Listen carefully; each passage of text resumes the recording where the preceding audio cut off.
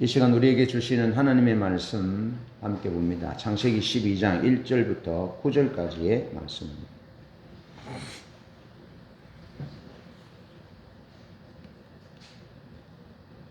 창세기 12장 1절부터 9절까지의 말씀 제가 봉독합니다.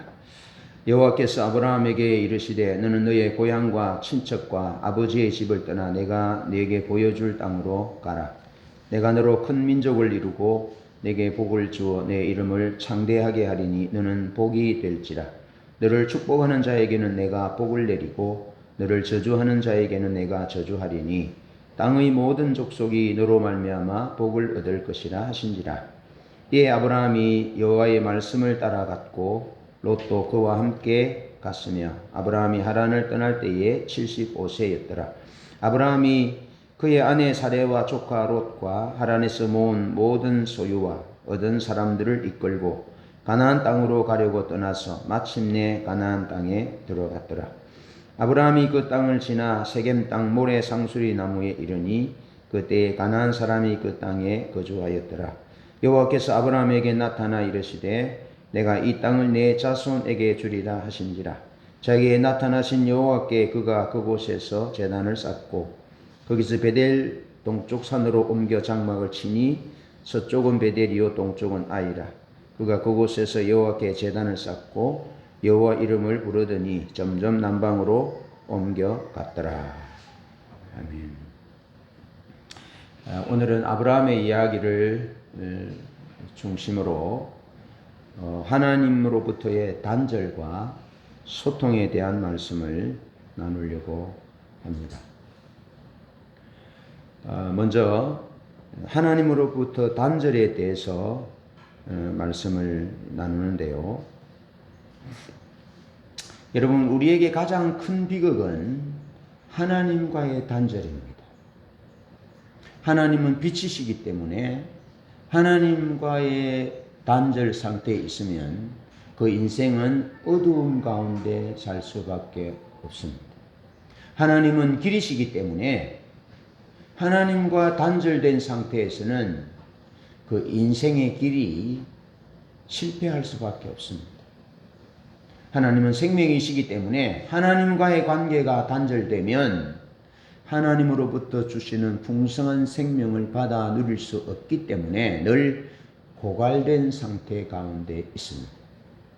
하나님은 방패고 해고 상급이고 비밀한 초막이기 때문에 하나님과의 관계가 단절되면 안전의 문제가 생깁니다. 그래서 가장 큰 비극은 하나님과의 단절이다 하는 겁니다. 그런데 하나님과의 단절의 상태에 이를 때는 하나님의 질서가 무시당할 때, 그때 인간은 하나님으로부터 단절을 경험하게 됩니다. 여러분, 창세기 6장 3절 또 6장 5절에 보면 사람들이 넘어서는 안 될 그 한계를 넘어갑니다. 사실 아담과 하와가 선악과를 따먹고 타락하게 되잖아요.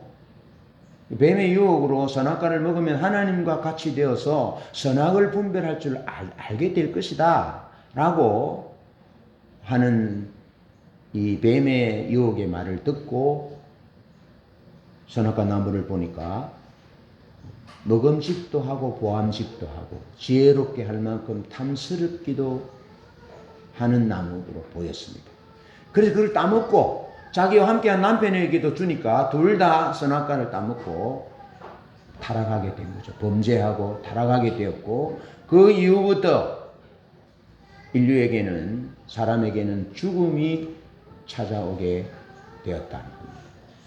여러분, 사람이 하나님의 형상대로 지어졌지만, 사람이 만물의 영장이라고 말하지만 사람은 하나님이 지으신 피조물입니다. 하나님은 하늘에 계시고 우리는 땅에 있습니다. 하나님이 주권자이시고 하나님이 창조주이시고 우리는 피조물입니다. 그래서 하나님과 우리 사이에는 엄연한 그 한계 상황이 있습니다. 넘어서는 안 되는 그런 한계가 있다는 거죠. 그래서 하나님의 질서가 무시당할 때 인간은 하나님으로부터 단절되는데, 여러분 창세기 6장에 보면 하나님이 사람이 육체가 되었다. 육체가 되었다. 여러분 사람이 육체가 되었다 하는 것은 좀 다른 말로 하면 하나님의 목적에서 벗어났다. 하나님의 뜻과 하나님의 질서와는 상관없는 삶을 살아가고 있다 하는 것의 표현이죠. 다시 말하면 오늘날로 말하면 동성애자들, 하나님은 남녀가 결혼해서 가정을 이루고 오손을 낳고 번성하여 하나님의 창조 질서를 보존하도록 그렇게 하나님이 의도하셨어요. 그런데 그 하나님의 질서를 무시하고 순리를 영리로 바꾸어서 남자가 남자를 선택하는, 그래서 에이즈가 생기고 수많은 치료비가 들고 하나님이 원하시는 그런 풍성한 행복한 삶을 누릴 수 없는 그런 비참한 종말을 맞이할 수밖에 없는 현실에 놓여지게 되었다는 겁니다. 노아 시대의 사람이 육체가 되었다. 하나님의 뜻과 하나님의 목적과는 상관없는 그런 사람들이 되었다는 겁니다. 그러면서 사람의 마음의 생각이 항상 악했다. 하나님을 떠난 인간의 모습입니다. 하나님과의 그 관계가 단절된 인간의 모습입니다. 그래서 항상 생각하는 것이, 마음에 생각하는 것이 악했다 하는 것입니다. 그래서 하나님은 결국 홍수로 심판을 하려고 결정하셨고, 물로 세상을 심판하는 그런 심판을 단행하셨고, 인류는 하나님의 심판을 받아들일 수밖에 없었다 하는 것입니다. 여러분 고대 사람들은요, 하나님께서 화살을 통해서, 큰 활을 통해서 사람들에게 활을 쏘는 것으로 생각했습니다. 그러면서 노아 홍수를 어떻게 생각했냐면은 하나님이 큰 화살을 통해서 비의 화살을 쏟아붓는 것으로 생각했습니다. 하나님을 떠난 사람들의 모습, 생각하는 모습입니다. 그런데 하나님이 홍수를 마감할 때 어떻게 합니까? 하나님이 큰 화살을 걸지 않습니까? 큰 화살을 공중에 겁니다. 그것은 무지개라는 화살입니다. 무지개라는 화살을 거시고 내가 다시는 물로 심판하지 않겠다 하고 하나님께서 약속하셨습니다. 그러면서 무지개는 사람만 보는 것이 아니라 하나님도 무지개를 보면서 하나님이 인간들에게, 사람들에게 하신 약속을 기억하는 것입니다. 여러분, 하나님의 질서가 파괴될 때, 하나님의 질서가 무시될 때 인간은 하나님으로부터 단절을 경험하게 된다 하는 겁니다. 그러면서 하나님의 목적과 하나님의 뜻과 하나님의 질서와 상관없는 것은 그 무엇이든지 그 어떤 것이든지 하나님 앞에는 무너진다. 하나님 앞에는 그 어떤 것들도 단 한 가지도 귀할 수 없는, 무너질 수밖에 없는 것임을 노아 홍수 사건을 통해서 우리가 볼 수 있다. 그러면서 창세기 11장에 보면 노아 홍수로 인해서 사람들이 다 아브라함 노아로부터 이제 인류가 이제 펼쳐지고, 그러면서 인류가 이제 지구에 편만하게 될 때에 신할 평지를 만나서 사람들이 바벨탑을 쌓습니다. 그러면서 하는 말이, 우리가 바벨탑을 쌓아서 이 대를 하늘 꼭대기까지 닿게 하고 우리 이름을 내고 흩어짐을 면하자, 그렇게 말합니다. 그러니까 하나님께서 인간이 닿는 대와 쌓는 성을 보시려고 내려오셨다, 그렇게 말씀하시고, 그들이 쌓는 대와 성이 하나님 보시기에 합당하지 않고 하나님의 질서에 온전하지 않기 때문에 하나님께서 그들의 언어를 혼잡케 해서 더 이상 바벨탑을 쌓을 수 없도록 흩어버리셨다라는 내용이 창세기 11장에 나오고 있습니다. 바벨탑 사건과 관련된 것은 아시리아 문명, 바벨로니아의 문명입니다. 힘의 문명, 강자가 약자를 지배하는 문명, 사람이 신이 되는 문명, 전제 군주적으로 힘 있는 자가, 가진 자가 약자를, 없는 자를 다스리는 그런 문명이 바벨로니아의 문명입니다.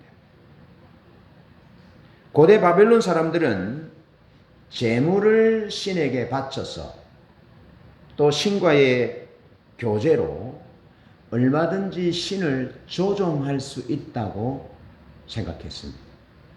그러니까 여러분 지구라트 있잖아요. 지구라트, 바벨탑과 같은 지구라트, 그런 지구라트를 지금도 현존하는 지구라트들이 많잖아요. 그러니까 많은 대와 성과 대를 쌓았다는 거죠.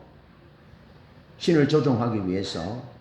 어쩌면 바벨탑은 그 많은 지구라트 가운데 가장 마지막에 쌓았던 지구라트가 아닐까, 그렇게 학자들이 보는 것이죠. 그러니까 한번 보십시오. 신을, 재물을 통해서 신을 마음대로 조종할 수 있다고 하는 생각이 계속해서 확산되고 있습니다.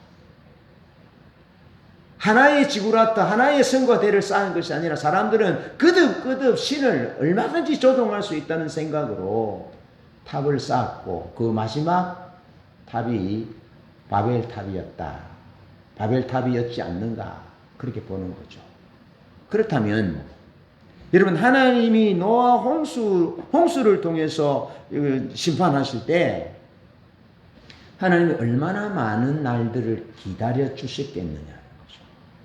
수많은 날들을 기다려 주시고 기회를 주셨는데 사람이 육체가 되어버렸고 마음이 생각하는 것이 항상 악해서 하나님과 상관없는, 하나님의 질서를 파괴하는 삶을 사니까 하나님이 기다리시고 참으시다가 참으실 수 없어서 물로 심판하신 거예요. 여러분, 사람이 육체가 된다라는 것은 짐승과도 같은 존재가 되는 것입니다. 성생활을 비롯해서 모든 어떤 삶이 짐승과 구분할 수 없는 그런 저급한 인간이 된다라는 것입니다. 그래서 저는 개인적으로 그렇게 생각하면, 저는 신학자는 아닙니다만, 하나님이 노아의 홍수 때에 물로서 심판하신 것은 사람들을 심판한 것이 아니다. 쉽게 말해서 인간 같지 않는 사람을 말할 때 우리는 어떻게 말합니까? 예를 들어서 딸을 강간한다든지, 그런 사람들 말할 때 우리 짐승이다 하잖아요. 짐승이다 하잖아요. 저는 그렇게 생각합니다. 하나님이 홍수를 통해서 이 세상을 심판할 때 사람을 심판하신 것이 아니고 더 이상 사람의 길을 포기하여 짐승처럼 살아가는, 하나님의 목적과 상관없는 삶은 그렇게 사는 것이죠. 그래서 인간의 길을 포기한 사람들을 하나님이 심판했다, 그렇게 생각합니다. 여러분, 지금도 하나님이 인간의 길을 포기하는 사람들에 대해서 하나님이 준엄한 심판이 기다리고 있다는 사실을 아셔야 합니다.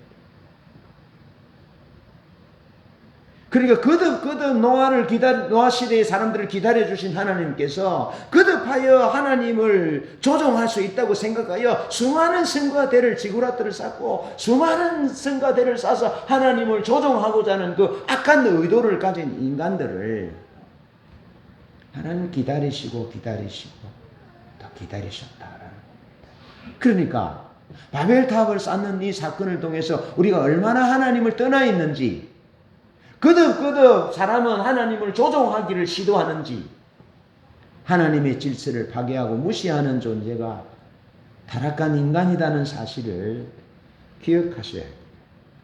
그러면서 인간은 우상을 만들어서 그 우상이라는 존재 안에 신을 가두어서 신을 격화시켰다는 겁니다. 그러면서 여러분들 어떻게 합니까? 우상을 만들어 놓고 그 우상에게 제물을 드리면서 끊임없이 그 우상에게 대화를 시도하는 거죠. 대화를 시도하는 겁니다. 신을 우상 안에 가두어 놓고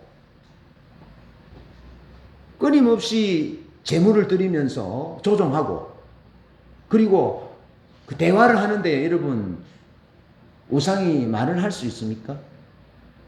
그러니까 신이라고 우상을 만들었고 제물을 드리는 것은 신을 얼마든지 조종할 수 있다고 생각했고, 그리고 이제 신에게 대화를 겁니다. 그러면 누가 말을 하고 누가 듣습니까?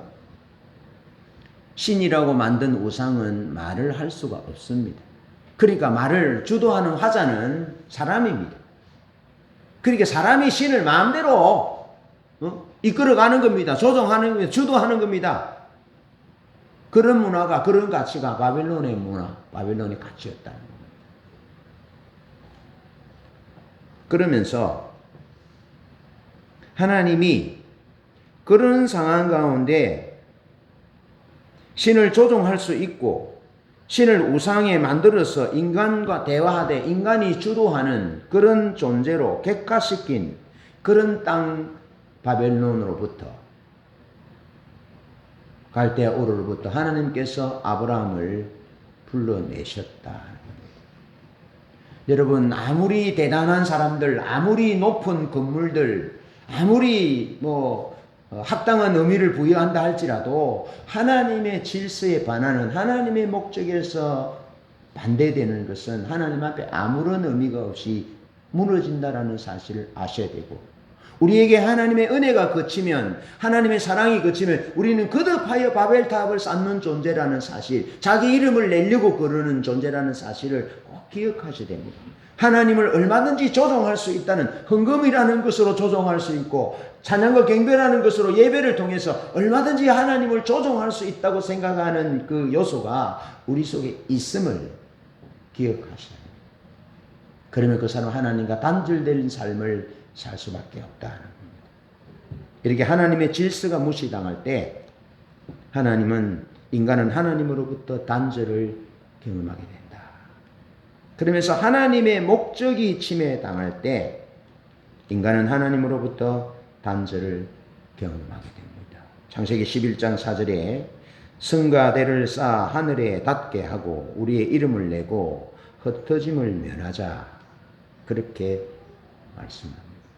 여러분, 하나님이 사람을 지으신 목적은 생육하고 번성하여 땅에 충만하라, 땅을 정복하고 다스리라, 그렇게 말씀하셨어요. 다시 말하면 하나님이 지으신 자연 만물을 하나님처럼 만들어서 우상을 만들고 그 하나님을 우상이라는 것에 객관시키고 그 우상과 대화를 시도하되 화자의 중심은 자기가 되는, 그래서 신을 마음대로 조종하고 마음대로 이끌어갈 수 있는 그런 타락된 상태 가운데 하나님은 우리를 그런 존재로 부른 것이 아니라 자연 만물을 잘 관리하고 잘 돌보고 잘 보존해서 사람과 자연이 어우러져서 창조주 하나님을 경외하고 경배하고 예배드리고 하나님의 절대 주권을 찬양하고 높여드리는 그런 선교적 존재로 하나님이 우리를 지으셨다는 겁니다. 선교적 존재로. 하나님의 이 아름다운 창조를 더 발전시키고 아름답게 발전시키고 다 보존하도록 착취하고 군림하는 것이 아니라 하나님의 자리에 대신 서는 그런 목적으로 지으신 것이 아니라 하나님의 동력자로, 하나님의 선한 청지기로, 하나님의 선한 창조를 잘 관리하도록 지으셨다. 그런 의미의 러시아가 푸틴 대통령이 우크라이나를 침공하여 수많은 사람들을 죽이는, 영토를 빼앗고 하는 이런 부분들은 그 어떤 전쟁의 정당성도 어떤 의미도 주장도 정당화될 수 없다라는 겁니다. 그건 하나님의 질서에서 반대되는 반역의 행위라는 겁니다. 하나님이 하나님의 형상대로 지어주신 그 인간의 생명을 빼앗는 거예요. 하나님이 주신 그 영토를 빼앗는 거예요. 하나님이 주신 그 아름다운 곡창지대를 포화의 두려움 가운데 떨게 하는, 자연을 파괴하는, 아름다운 땅을 파괴하는 범죄행위라는 범죄. 있을 수는 없는 범죄행위예요. 여러분, 주로 전쟁은 자국의 이익을 위해서 전쟁을 일으키잖아요. 자국의 이익. 자기 나라의 고갈된 자원을 자기 나라에 있는 이 축적된 자원을 팔아먹고 또 자기 나라에 없는 고갈된 자원들을 침략하여 그 땅에서 빼앗은 그 땅에서 가져오는 그 자국의 이익을 위해서 전쟁을 일으키는 거죠. 하나님은 우리를 전쟁의 존재로 자국의 이익을 위해 다른 사람을 뺏는 존재로 지으신 것이 아니라 선교적 존재로 하나님이 우리를 지으셨다고요. 예. 땅에 충만하라. 하나님이 지으신 것을 다스리라. 섬기라. 잘 관리해라. 그런 동력자로 관리자로 하나님이 우리를 지으셨는데 바벨탑을 쌓고는 이름이 하늘에 닿게 하고 우리 이름을 내고 흩어짐을 면하자. 흩어짐을 면하자. 온 땅에 충만하라. 정복하라. 다스리라. 하나님의 창조 세계를 아름답게 가꾸어라. 아름다운 정원사가 되고 가꾸어라 하는 이런 하나님의 선교적인 목적에서 벗어나서 우리끼리 모였어. 여러분 신약시대 오순절에 성령이 임하고 난 뒤에 하나님은 어떻게 합니까? 예루살렘에서 확 흩어버립니다. 그래서 사마리아로 가게 만들고요. 빌립이 사마리아 가게 만들고 사마리아의 복음을 듣고 사마리아의 성령이 내리고 베니게로 가게 되고 수리아, 시리아, 안디옥으로 가고 다 흩어집니다. 그래서 하나님의 복음이 세계 끝까지 갈 수 있도록 선교적 신앙과 선교적 교인으로 하나님이 목적하셔서 신약의 교회가 그렇게 탄생되게 되는 것입니다. 성령이 임한 목적이 무엇입니까? 자기들끼리 모여서 좋은 거 먹고 마시고 좋아하고 즐거워하고 어려운 일이 없고 그것이 목적이 아니라 흩어져서 온 땅에 편만하여 충만하여 하나님의 생명과 하나님의 사랑을 전하는 그런 선교적 신앙과 선교적 교회, 선교적 공동체가 되도록 하나님이 우리를 창조하셨다는 겁니다. 이 세상을 지으셨다는 겁니다. 그런데 바벨탑 사건은 그 하나님의 목적에서 벗어난 사건이었다 하는 것입니다. 그러면서 바벨탑을 쌓아서 지구라트를 쌓아서 거기 제사를 드리면서 어떻게 합니까? 하나님은 우리가 드리는 재물이나 받아 잡수시고 우리가 원하는 것들을 주십시오. 그런 의미입니다. 그러니까 하나님을 뒷방 늙은이 취급하는 거죠. 재물이나 잡수시고 우리가 원하는 대로 이거 달라면 주고 다 주십시오. 그런 의미가 바벨탑을 쌓았다는 거죠. 그러니 하나님의 목적에서 위배될 수밖에 없잖아요. 그래서 하나님과 단절되었던 것입니다. 단절되었다. 노아 홍수를 통해서 심판받았는데 하나님이 무지개라는 큰 화살을 세워주시면서 다시는 심판하지 않겠다라고 하나님이 회복의 은혜를 주셨지만 타락한 인간은 다시 하나님의 질서를 파괴하고 하나님의 목적과 상관없는 삶을 지속하여 추구하다가 바벨탑을 결국 쌓았고 흩어지게 되었다는 거죠. 여러분 우리 삶을 이 시점에서 돌아볼 필요가 있습니다. 정말 내가 사는 이유가 하나님이 창조하신 목적 그대로 살아가는지 선교적인 삶을 추구하고 기도하는지 하나님이 아름다운 자연 동산과 사람을 잘 관리하고 섬기도록 하신 이 청지기의 사명을 감당하고자 기도하는지 아니면 내 목적을 위하여 하나님을 이용하는지 하나님을 뒷방 늙은이처럼 생각하는지 그득그득 하나님의 목적에서 벗어났는데도 돌아오도록 경고하는 하나님의 음성과 하나님의 외침은 상관없고 자기 중심적으로 자기 목적을 위해 살아가는 삶인지 아닌지 점검해 보아야 한다는 것이죠. 인간은 하나님의 질서를 무시했고 하나님의 목적을 거듭거듭 침해했습니다. 결국 타락했고 노아 홍수 심판을 받았고 그 후 또 한 번 바벨탑 사건을 통해서 지속적인 반란을 통해서 지속적인 하나님의 질서를 무시하고 지속적인 하나님의 목적을 침해한 나머지 하나님과 또다시 단절되고 말았다. 그래서 창세기 1장부터 11장은 단절의 역사입니다. 단절의 역사, 단절의 역사. 꼭 기억하십시오. 아무리 소중한 것들, 아무리 많은 것들, 귀한 것 이루고 성공했다 할지라도 하나님의 질서에 위반되고 하나님의 목적과 상관없는 것은 무너지게 된다라는 것. 반드시 무너지게 된다는 겁니다. 그리고 무너지는 것도 심각하지만 하나님과의 단절이 이루어지기 때문에, 하나님과의 소통이 되지 않기 때문에 어두운 가운데 길을 모르고 생명을 누리지 못하는 처참하고 비참한 그런 삶으로 마감될 수밖에 없음을 알아야 합니다. 이것이 인생에 처한 하나님과의 단절의 문제입니다.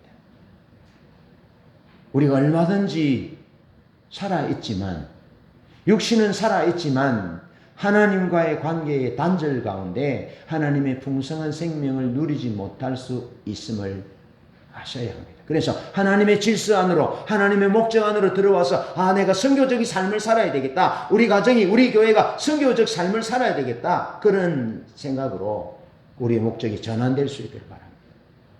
그러면서 두 번째 생각할 것은 하나님과의 소통에 대한 말씀입니다. 하나님은 소망이 없는 인간에게, 아브라함에게 말을 걸어 오셨습니다. 그것이 창세기 12장 1절로 오늘 본문입니다.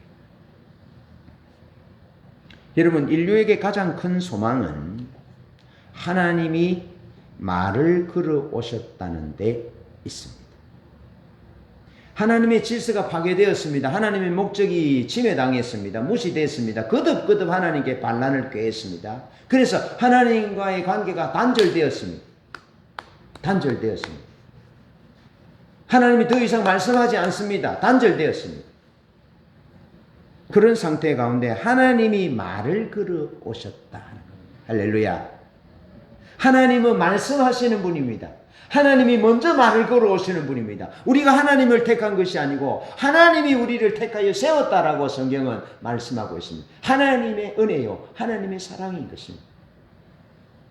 아담과 하와가 범죄하여 타락했을 때 하나님이 찾아오셨습니다. 아담은 내가 어디 있느냐 찾아오셨고, 인간이 육체가 되어서 타락했을 때 하나님이 노아에게 찾아오셔서 은혜를 베푸셨고, 인간이 지구라트를 쌓고 지속하여 쌓고 하나님을 마음대로 조종하고 우상 속에 가두어 객화시켜버린, 그래서 하나님을 마음대로 자신의 목적을 이루는 그런 기복적 삶으로 전락되었을 때 하나님이 말씀하시지 않으셨어요. 소망이 없었어요. 그런데 하나님이 창세기 12장에서 하나님이 찾아오셔서 아브라함에게 말씀하셨다. 말씀을 걸어오셨다 하는 겁니다. 그런데 여러분, 하나님이 말씀을 걸어오셨는데 그냥 유머를 위해서 그냥 알맹이가 없는, 의미 없는 얘기로 걸어온 것이 아닙니다. 여러분, 우리가 지나가다가 그냥 산책하다가 내가 하늘이 맑습니다. 하늘이 맑습니다. 사실을 얘기하는 거죠. 그래서 내가 지나가다가 하늘이 참 맑네요. 그 얘기가 옆으로 지나가는 시은이에게는 어떤 의미를, 영향을 줄 수 없습니다. 하나님이 아브라함에게 말씀을 걸어 오셨다라는 것은 단순히 아이고 머리가 새까맣구나, 오늘 이번에 머리가 잘 나왔네, 참 옷이 좋네, 그런 의미로 말씀을 걸어 오신 것이 아니라 하나님이 아브라함에게 말씀을 걸어 오시면서 언약을 주셨다. 할렐루야. 언약을 주셨다. 생명의 약속을 주셨다. 축복의 약속을 주셨다. 복의 통로가 될 것이라고 하나님께서 아브라함이 하나님의 목적 안으로 들어오는 말씀을 해주셨다. 이 말이에요. 이게 소망이 있는 것입니다. 할렐루야. 하나님의 목적 안으로 들어오는 말씀. 아브라함의 인생이 하나님과 관련하여 의미 있는 인생이 되도록 그렇게 말씀하셨다는 겁니다. 여러분, 우리가 하나님 앞에서 예배하고 하나님의 말씀을 들을 때 하나님의 백성으로서 내 삶이 하나님과 관련하여 의미 있는 존재라는 그 관점에서 말씀을 들어야 한다는 겁니다. 알겠죠? 그러면서 하나님이 나를 하나님과 관련된 일로 초청하고 하나님과 관련된 인생이 되게 하고 그런 인생으로 살도록 우리가 말씀 앞에서 지속하여 결단해야 된다는 것입니다. 아멘. 목사님을 통해서 강단에서 설교가 선포되는데 그냥 한 귀를 듣고 한 귀를 흘려버리는 것이 아니고 내 인생이 하나님과 관련이 있는 인생이구나. 하나님의 목적을 위해 하나님 지금 나를 초청하고 계시는구나. 내가 이에 동참해야지. 그러면서 내 삶을 조정하여 하나님과 관련 있는 의미 있는 인생이 되도록 하나님의 언약과 하나님의 약속과 관련 있는 인생이 되도록 계속하여 내 삶을 조정하여 거기에 응답해야 된다는 것입니다.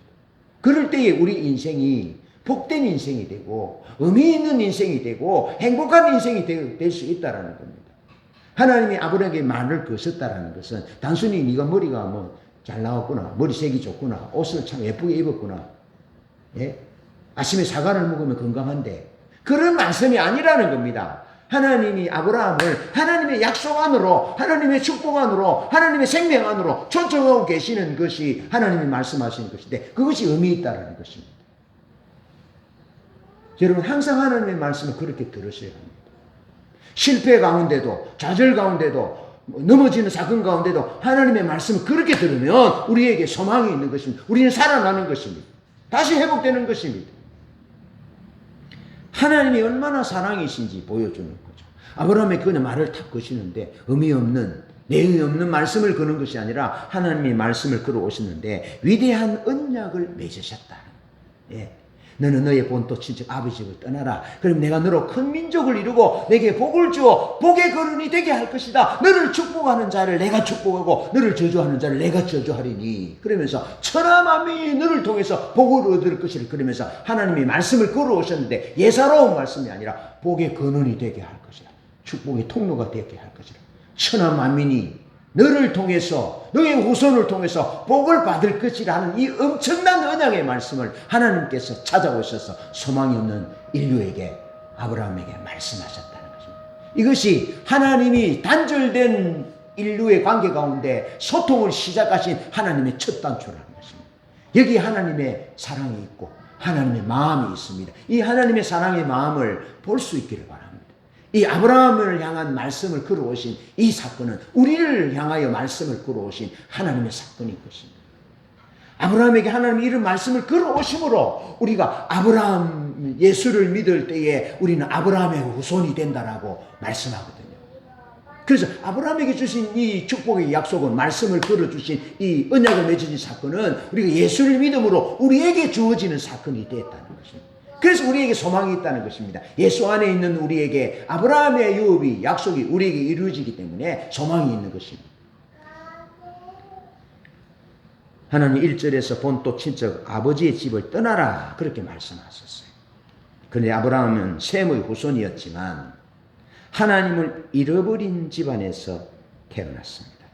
하나님을 몰랐던 아브라함에게 하나님이 먼저 말을 걸어오셨어요.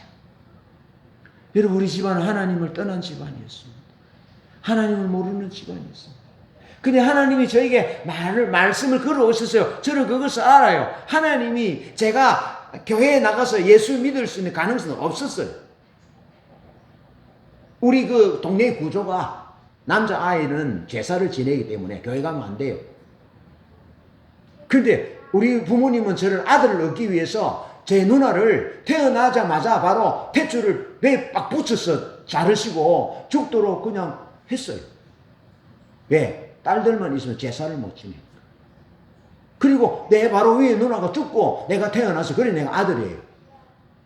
그러니까 나는 가정의 제사를 지내야 되는 존재이기 때문에 귀한 존재예요. 그런 가정의 구조입니다. 동네 전체 구조입니다. 그러니 예수 믿는다는 것은 불가능합니다. 제가 신앙생활을 열심히 하니까 우리 친구 어머니가 기회가 있는 대로 부잣집에 있는 친구 어머니인데 내게 제철아 네 교회 다니면 제사 못 지낸다고 얼마나 저를 교회 못 다니게 말했는지 모릅니다. 저희 집안이 하나님이 잃어버린 집안이었어요. 아버지도 어머니도 하나님이 잃어버린 집안이었어요. 그런데 하나님이 내게 찾아오셔서 말씀을 걸으셨어요. 예수가 생명이라고 성경이 진실이라고 진리라고 성경대로 모든 역사가 이루어질 것이라고 이 개인의 역사뿐 아니라 이 인류의 역사도 성경대로 이루어질 것이라고 이게 하나님이 성령으로 말씀하셨어요. 하나님은 그런 분입니다.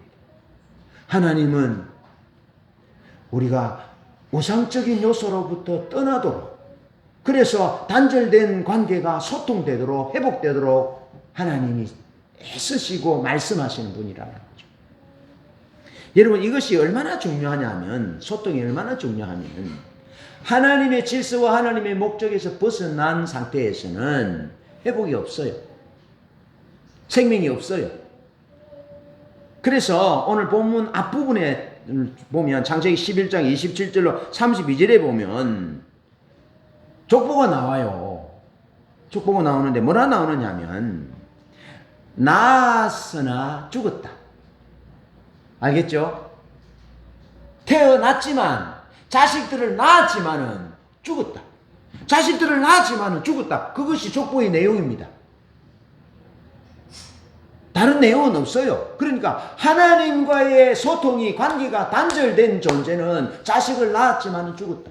그게 우리 집의 얘기입니다. 자식을 낳았는데 8명을 낳았는데 5명이 죽었어요.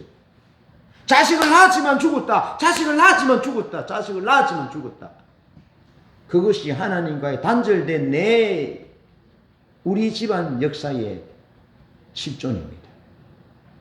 여러분 성경이 보여주는 인류의 실존은 하나님과의 소통이 단절된 존재는 자식을 낳았지만 죽었다. 자식을 낳았지만 죽었다. 그래서 죽음의 존재인 것을 분명하게 보여줍니다.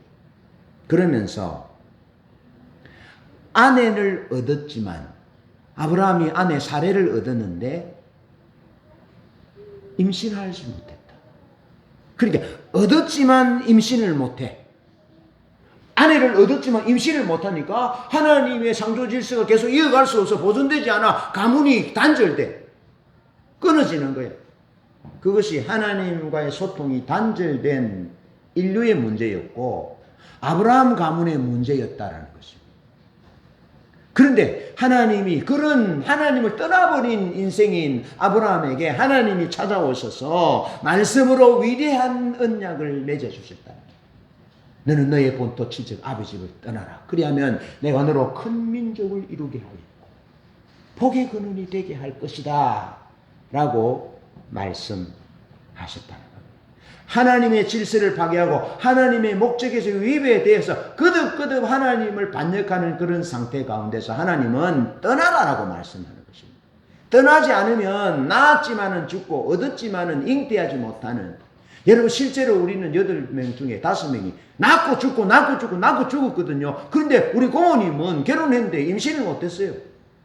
우리 고모님은 참 예뻐요. 키도 크고요. 얼마나 총명한지 모릅니다.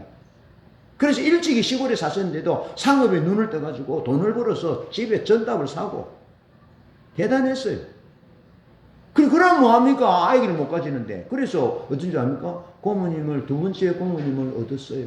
그래서 두 번째 고모님에게서 아이가 4명이 났어요. 그러니까 어떻게 됩니까? 그 여인의 그 비참한 삶, 웃을 수 없는 삶, 아이들이 낳는데 친엄마에게서 길러주지 못하고 큰엄마 밑에서 길러줘야 되는 그 가정의 운명 한번 보십시오.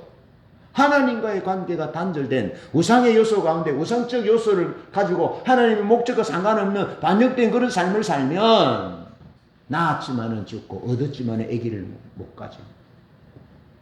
그런 삶이라고요. 그런 삶을 원하십니까? 여러분 그런 삶을 원하십니까? 그런 삶을 원하는 사람은 아무도 없을 거예요. 아무도 없어요. 그래서 하나님이 떠나라라고 말씀하시는 겁니다. 이방신을 섬기는 배경에서 떠나라.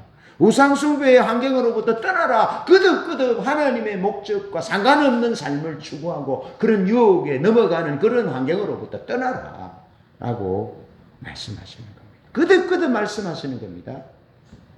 이 아브라함은 하나님의 말씀을, 여호와의 말씀을 따라서 길을 떠났습니다. 어디로 가야 되는지는 모릅니다. 그래서 어디로 가야 될지는 모르지만 그 우상숭배적 환경에서 떠나라 하신 말씀들 따라 떠났어요.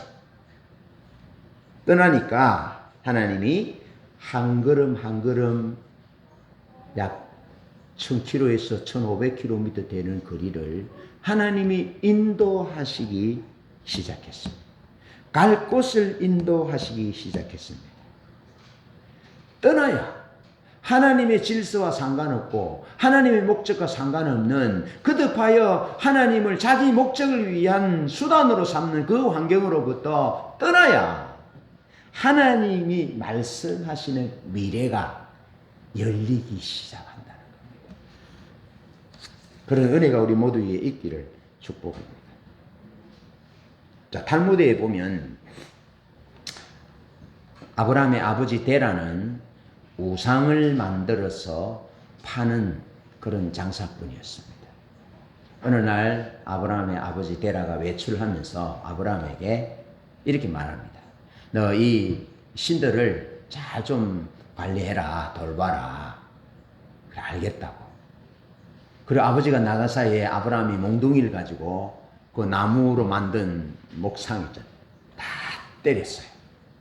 머리가 부러지고 막 넘어지고 난장판이 됐습니다.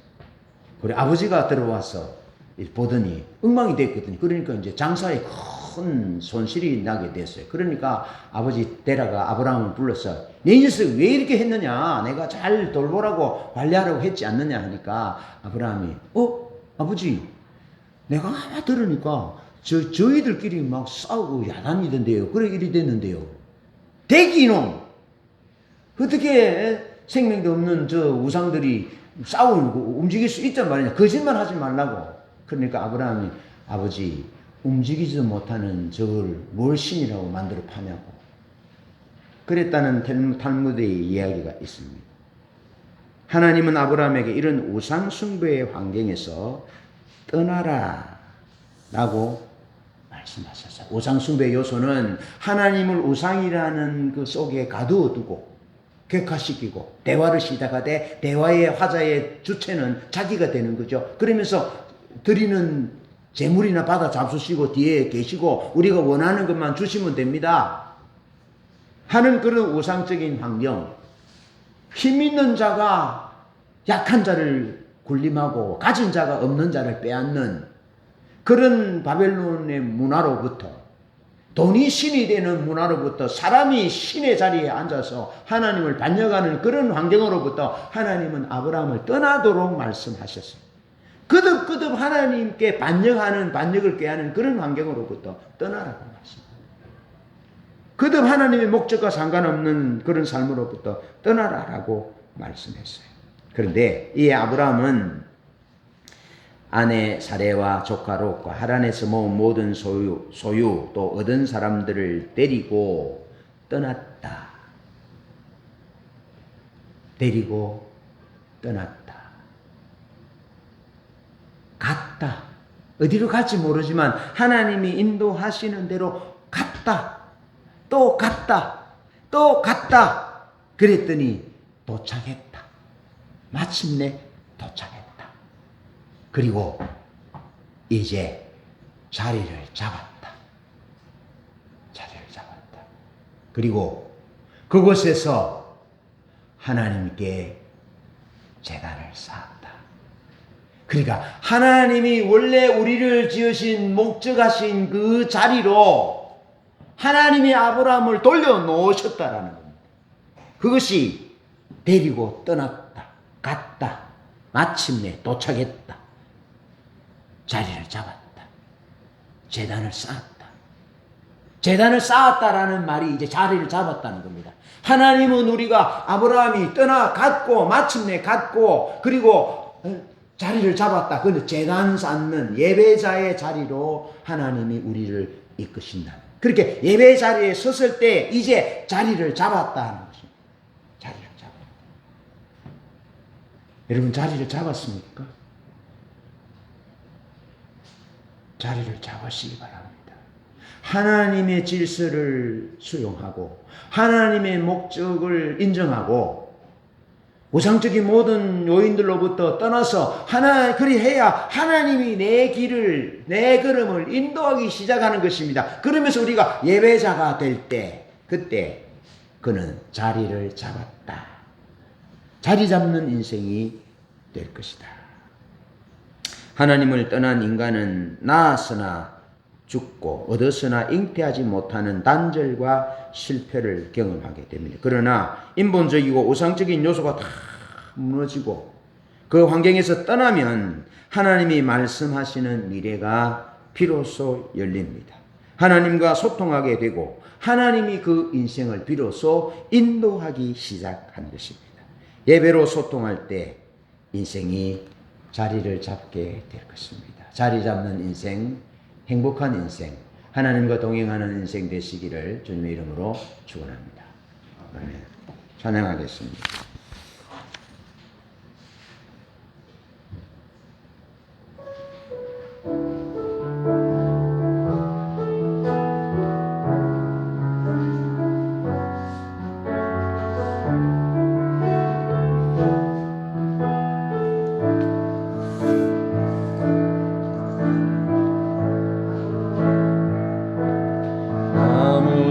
아무도 예배하지 않니 그곳에서 주를 예배하리라.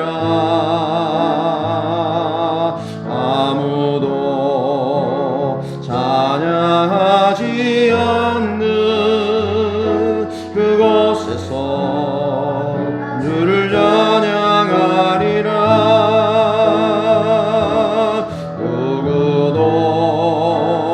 헌신하지 않니 그곳에서 주께 헌신하리라. 누구도 증거하지 않는 그곳에서 나 주를 증거하리라. 내가 밟는 모든 땅 주를 예배하게 하소서. 주의 보혈로 덮어지게 하소서. 내가 선이고 주의 거룩한 곳 되게 하소서. 주의 향기로 물들이소서.